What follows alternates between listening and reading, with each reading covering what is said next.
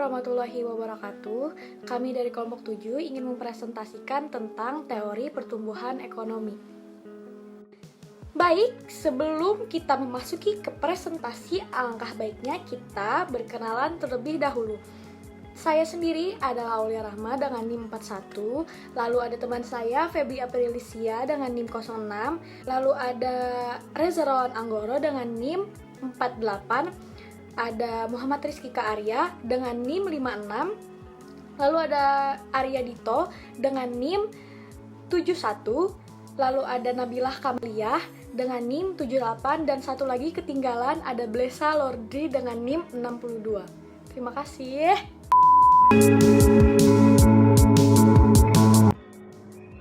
Teori pertumbuhan neoklasik. Pertumbuhan ekonomi merupakan rangkaian kegiatan yang bersumber pada manusia, akumulasi modal, pemakaian teknologi modern, dan hasil atau output. Adapun pertumbuhan penduduk dapat berdampak positif dan berdampak negatif. Pertambahan penduduk baru harus dimanfaatkan sebagai sumber daya yang positif. Menurut Robert Solow, modal harus dipakai secara efektif karena pertumbuhan ekonomi sangat dipengaruhi oleh peranan pembentukan modal tersebut, menurut Harold Domar. Untuk model pertumbuhan neoklasik Solow itu fungsi produksi agregat standarnya bisa dirumuskan dengan Y sama dengan T, K, T kecil, alfa, L, T kecil, 1 min alfa, yang keterangannya bisa dilihat di slide. Dan kemudian untuk aktivitas ekspor dan impor dirumuskan dengan Y sama dengan F, AI, KI, LI, yang keterangannya juga bisa dilihat di slide. Dan kemudian untuk fungsi dari ekspor dan impor itu bisa dirumuskan yakni AI sama dengan F dalam kurung XI MI tutup kurung. Di sini saya akan menjelaskan tentang model pertumbuhan neoklasik menurut Budiman tahun 1999. Yang pertama, tenaga kerja atau penduduk dilambangkan L tumbuh dengan laju tertentu. Kedua, adanya fungsi produksi Q sama dengan F dalam kurung K dan L yang berlaku setiap periode. Yang ketiga, adanya kecenderungan menabung, propensity to save oleh masyarakat dinyatakan sebagai proporsi tertentu yang dilambangkan S dan output dilambangkan Q. Tabungan masyarakat dirumuskan S sama dengan SQ. Bila Q naik, S juga naik. Bila Q turun, maka S juga turun. Semua tabungan masyarakat diinvestasikan dirumuskan dengan S sama dengan I sama dengan delta K. Tapi dalam model neoklasik ini tidak lagi dipermasalahkan mengenai keseimbangan S dan I. Terima kasih.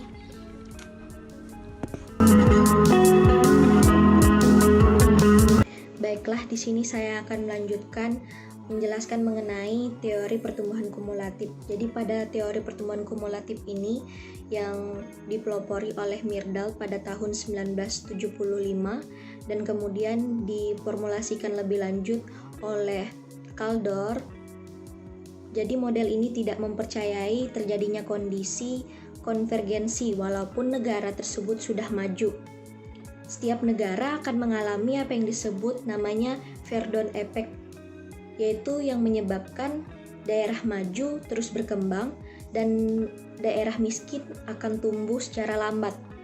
Dan menurut Myrdal sendiri, pembangunan di negara-negara yang lebih maju akan menyebabkan keadaan yang dapat menimbulkan hambatan yang lebih besar bagi negara-negara terbelakang untuk dapat maju dan berkembang.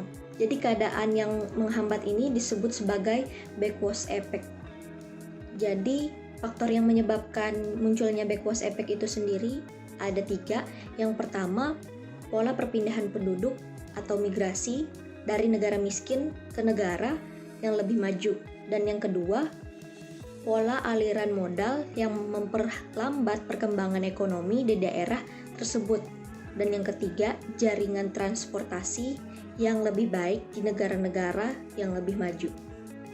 Baik, di sini saya akan melanjutkan penjelasan dari teman saya tadi tentang teori pertumbuhan kumulatif.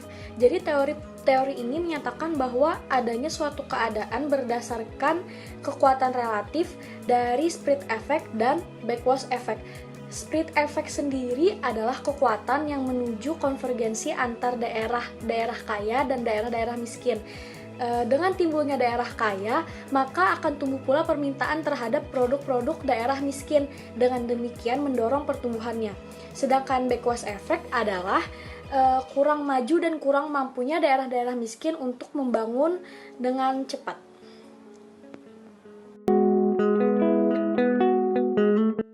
Ya baik, saya akan melanjutkan tentang teori ketiga, yaitu teori core periphery. Di mana yang dimaksud adalah core periphery adalah core itu adalah kota dan periphery adalah desa. Yang dimaksud adalah pembangunan yang ada di kota itu dapat disebabkan atau ditentukan oleh pembangunan desa di sekitarnya. Sebaliknya, pembangunan yang ada di desa itu dapat disebabkan oleh atau ditentukan oleh pembangunan yang ada di kota sekitarnya. Jadi, misalnya pembangunan di desa itu baik, nah maka pembangunan di kota itu sudah pasti juga baik. Atau pembangunan di kota itu buruk, nah pembangunan di desa ini kan disebabkan oleh kota itu juga buruk. Nah, penyebab dari core periphery adalah yang pertama adalah perluasan pasar, yang kedua adalah penemuan sumber-sumber baru, yang ketiga adalah perbaikan prasarana perhubungan antara desa dan kota, dan yang keempat adalah penyebaran teknologi antar daerah. Ini adalah pembagian daerah menurut teori core periphery. Ya, ini pembagian daerahnya dibagi dari wilayah inti. Wilayah inti yang berwarna merah berujuk pada pusat yang biasanya metropolitan. Pusat-pusat ini biasanya memiliki potensi tinggi untuk inovasi dan pertumbuhan. Yang selanjutnya wilayah transisi ke atas yang berwarna. Wilayah transisi ke atas adalah area pertumbuhan yang tersebar di pusat-pusat kecil, bukan pada daerah intinya. Wilayah perbatasan sumber daya ini merujuk pada wilayah yang baru dijajah di pinggiran negara, yang dibawa untuk produksi untuk pertama kalinya. Yang selanjutnya daerah transisi ke bawah, ini adalah daerah di pinggiran yang ditandai dengan sumber daya yang menipis, produktivitas pertanian yang rendah, atau oleh industri yang sudah ketinggalan zaman. Sekian dari kelompok kami. Itu tadi adalah beberapa teori-teori pertumbuhan ekonomi dari tokoh-tokoh yang terkenal. Ya, semoga bermanfaat. Jangan lupa like and subscribe.